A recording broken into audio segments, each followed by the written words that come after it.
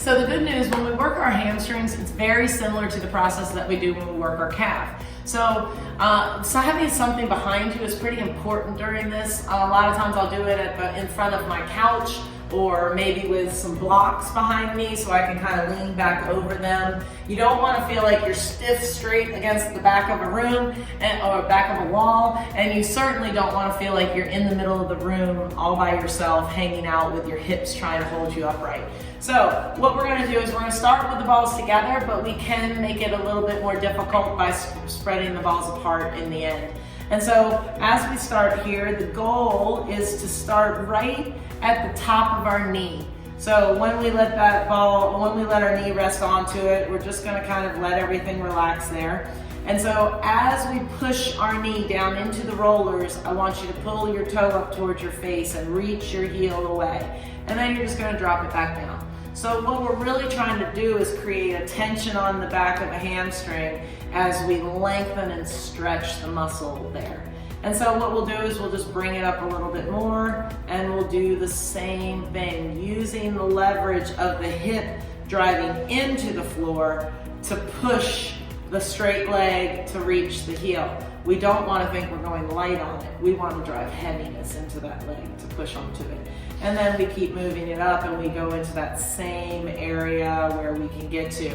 If you want to move that leg out to the other side, this one, to get it out of the way, you can do that as well. But again, we're really trying to work on driving the hip down into the floor to lengthen the heel and to stretch that hamstring.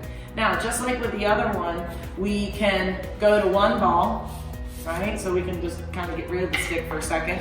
And we can turn our hips a little bit, put it on the back of your leg, turn the hips a little bit so it's kind of on the outside of that hamstring a little bit. And the same thing, just kind of lean back and work on trying to press the straight hip or the straight knee down onto the roller to pull the toe and to reach the heel. Make sure that you've got something to anchor to the floor and you're not hovering on that leg or getting light on your hip.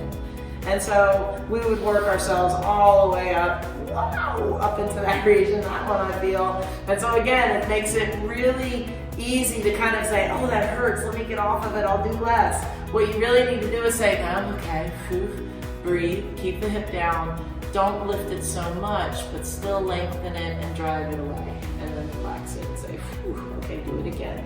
And really equate the breath, the control of what you're doing, and the release of the muscle that you're working on to be your focus. Now, if I do the same thing, I want to tip everything over to that other side, right? Because I want to work my inner thigh of that hamstring. So do the same thing. I find that on these, I like to get a little further away from my bolster or the block that I'm holding on to here. And so that way I can push the hip down. I can find that internal thigh muscle into that hamstring that I need. But it's still the same focus, trying to lengthen the heel, pull the toe, drive the knee and that hamstring into the ball as you work it. Okay, so that's a good way to work your hamstring region. We've already hit the outer thighs in one of the other videos. So have fun, and just remember, the key to releasing your lower back is by releasing your legs and your hips. Have fun.